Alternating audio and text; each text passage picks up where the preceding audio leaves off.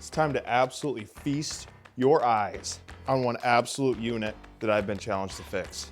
This here is a carbon fiber wrapped KX85 that I've been challenged to fix. I have no idea what's wrong with it other than it doesn't start. So today we're gonna be diving into this bike, figuring out why it won't run. We're gonna get a list together, see what it needs, and then go from there. So for the first thing I wanna do here is I just wanna kick over this bike a couple times, maybe about 10, and just see if we get any start.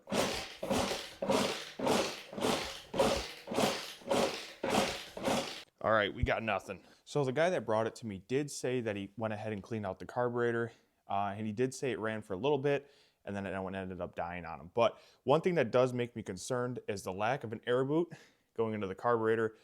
So that could mean some dirt got sucked in the top end and maybe roached the top end, but we're not gonna say for sure yet. Usually what I like to do in this situation is squirt a little bit of starting fluid in the carb and fire it up to see if it does anything. But I don't have any with me today.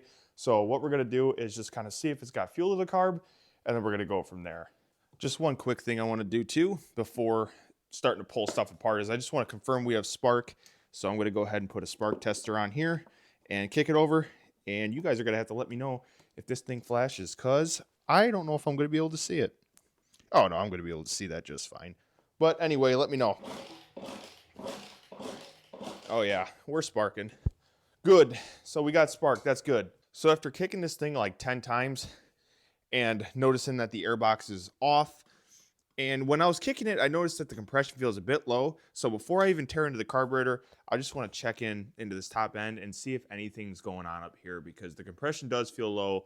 And without the airbox on there, I don't know if it was ran without the airbox, but I just want to go ahead and give this compression a check, just so we're not pulling in and we got low compression in the top end. So we're going to go ahead and throw a compression tester in this top end and see what it reads.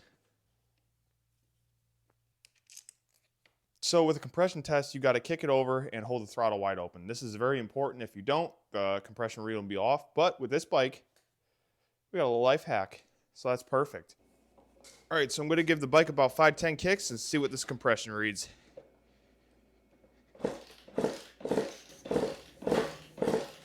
Oh yeah, we've got about 40, so that is way too low. So I'm gonna go ahead and give the customer a message and see if they want me to dive further in. So good news, we've got the okay to start diving in deeper, so let's see what's going on.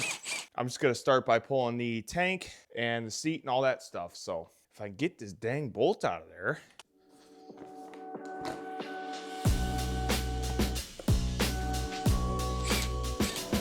Get this tank out of there. Out of the way. I can feel that I'm going to make a mess on this coolant drain with the location of it.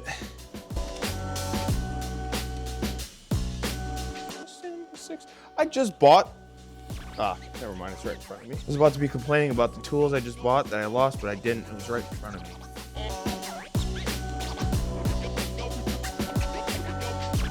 I'm going to pull the pipe because I want to check out the jug as well. Oh my gosh, man. These little bikes have no weight to them.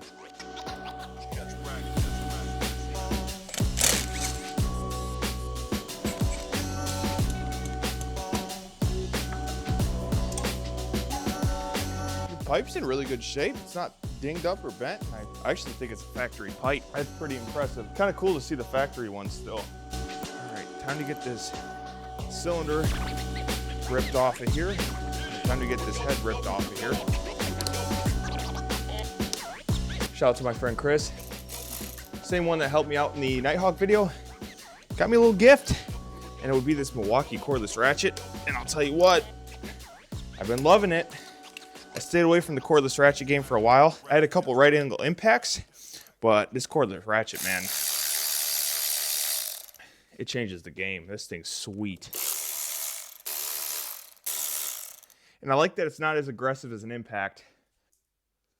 That's some coolant, that's to be expected. Oh yeah. Head looks as to be expected, not terrible.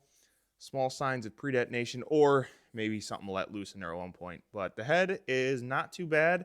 That can be saved, that can be cleaned up. So nothing to worry about in the cylinder head.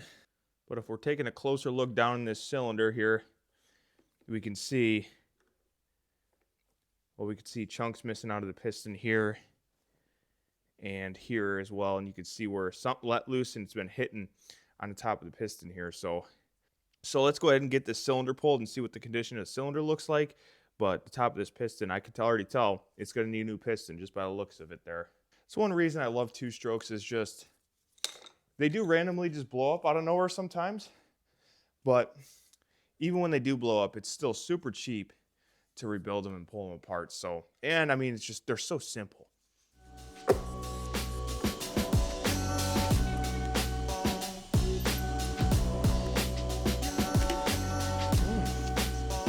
Cool, right in the mouth. Pull this cover to see what our power valve linkage looks like.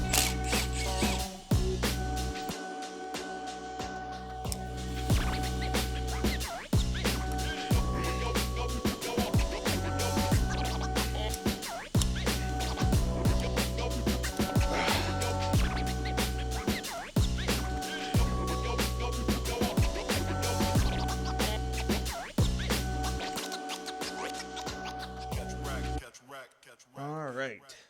So I was on the other side of the bike and I didn't see as I was pulling it off, but there's a slight problem. There's a slight problem right here. And this breather is dirty, so clean that off. It should run. No, I'm just kidding. It's right here. It's got a window. This is weight reduction or delete. Oh my God. My fear is where's the pieces of the piston? That is scary. Yeah, she went. I'll tell you that. She went. You can see some significant scoring on the exhaust side. Scoring's not terrible on the intake side that I can see, but you can see that scoring there. So I'm looking at the crank, right? Just making sure there's no up and down play, which there's not. There's a little bit of side to side. That's pretty normal. But what I noticed is, remember I was talking about that piston and where it went? Right there where my finger is. Pieces of that piston actually went into the rod, and it feels like they're heat welded. I don't want to pick at them too much just in case they don't go into the bottom end, but that's pretty wild that happened. Here's a good view of this piston on the front side, on the exhaust side. Really, really scored up real bad. And then a closer view of the back side with our nice window in the back side of that piston there.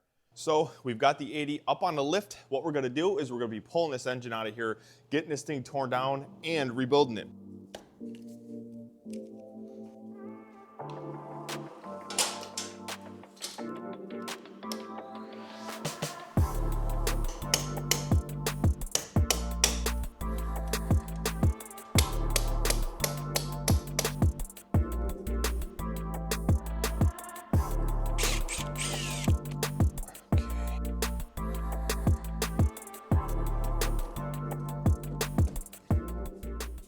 All right, so got the engine out onto the stand on the bench here. First thing I'm gonna do is drain the oil out of here and see what it looks like. Ooh, definitely a bit gray, I would say.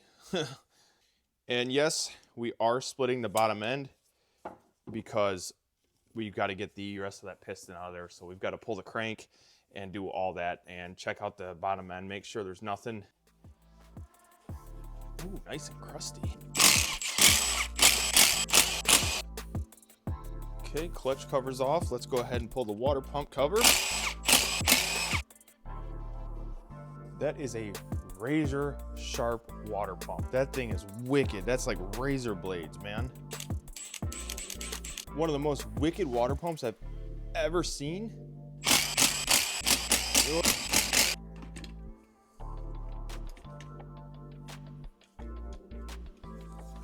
That is some nasty, nasty stuff. You could see we got some metal flake in there, so we'll have to address that. An absolute must-have tool if you're working on bikes is an impact screwdriver. Saves the day many a times. I had a feeling that was going to happen. I could feel the pressure. So that's in the oil pan. You're mine. Across the. This will just. I need to take off the shifter. Oh no. Oh no. Oh God. That's going to be an issue? That's the shift shaft, and it is welded on. Yeah, the shifter is welded onto the shift shaft. All right, let me clean it up. I guess I'm done moping.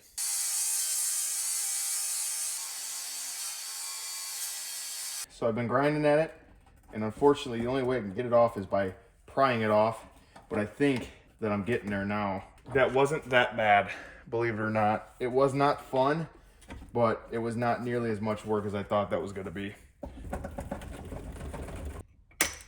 Got it. More of that weld there. I'm guessing it was slipping and the bolt was gone, so it got welded. Sure. I see completely why it got welded. It's because the shift shaft splines are stripped out, and that's why it was welded on there, is because there's nothing to grab on.